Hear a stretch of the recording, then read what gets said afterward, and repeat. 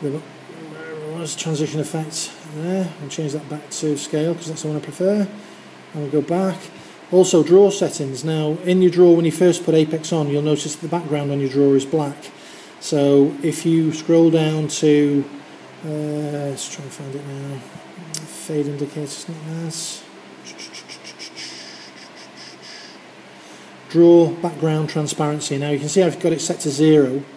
If I slide the slider back up to 100, we go OK, and I'll go home. And then we click on the app drawer again. You can see now it's more of a standard black background to your app drawer. So you've got your widgets there, etc, etc. So again, if I go back to home screen, double tap, go back to Apex settings, and if I go to drawer settings, and again I want to go to transparency for the drawer, and I have 0 transparency because I use the same wallpaper, go OK, back to home screen, back to your drawer settings. You can see you've got transparent drawer that can imitate the wallpaper of your home screen. So lots and lots of possibilities. These are just a few quick things I've shown that you can actually do with Apex. You can have lots of finger gestures on the screen that you can actually change around. The thing I like about Apex is it's quite fluid. Nova's okay, there's not much between them when you start using them. There's similar features. It's just that I've been using Apex for a while, and with the Jelly Bean features that you can move things around the screen. So I want this tuning radio, I want to put it in between all these icons, so I go there. I decide to have it at the bottom, and put it at the bottom. Or I want to put it back where I wanted it before. All these icons to move out of the way, and I put it back at the top. So you can see quite customizable. It's got the some of the Jelly Bean code, although within a few weeks, if it's reported right, we should be getting to the Samsung S3, Galaxy S3 within a few weeks. It should be on Jelly Bean. Big thing to look out when you get to Jelly Bean on the Samsung Galaxy S3, it won't, as default, Jelly Bean doesn't as default support Flash Player.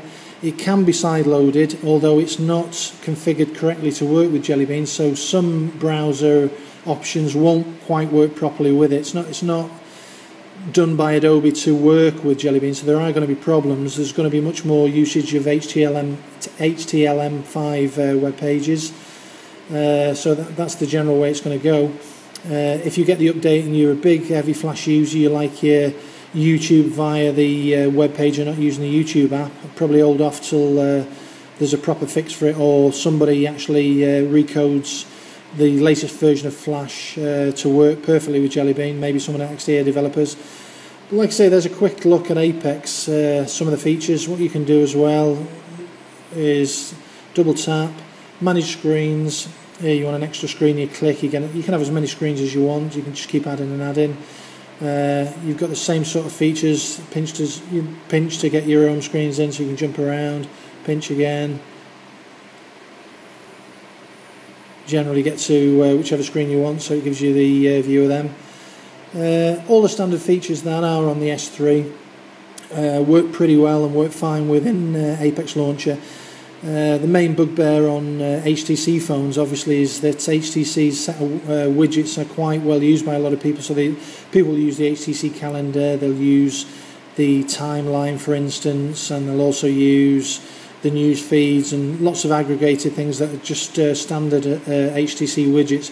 But with these widget packs that are freely available, you can emulate that anyway. And because I've used HTC in the past, and I like to use a timeline with my Twitter and all my feeds coming in so I can see them on a screen. The apps that you can get free on the Play Store also are very good for emulating HTC widgets, so there's not really a problem there if you're switching over to Apex and you're saying, well, I can't use my HTC widgets that are in the drawer. There are options that are just as good. You can optimize them. The same again with these widgets that I'm using from this pack. You can have them totally transparent so you can just see the writing. You can have them opaque so that they're totally blacked out so you can't see any background or any variance in between. So there's lots of customization built within Apex. Not much else I can show you, only that this version of Apex Launcher Beta 1.3 very, very quick on both the GS3 and on the HTC One X. What I'll do in the section where I put a write-up below this video, I'll put a link where you can download the beta source of Apex Launcher. If you're running Apex Launcher at the moment, you may be able to go into settings and check for an update, and some people have found that they can actually get the Apex Launcher 1.3 beta that way. If you can't, just follow either the link I'm going to post and you should be able to get it that way. One takes you to the Play Store. If the beta version at the moment has been removed from the Play Store, there's a second link underneath. Use that one and that'll take you directly to the APK that you can sideload. Anyway, I hope this video has been useful to you, especially if you're looking at using a launcher as opposed to standard TouchWiz or HTC Sense, I should say, excuse me. Leave comments below, give me a thumbs up and subscribe, and I'll get more videos that you might find useful out to you in the near future, and I'll leave it with you. Thanks for watching, bye for now.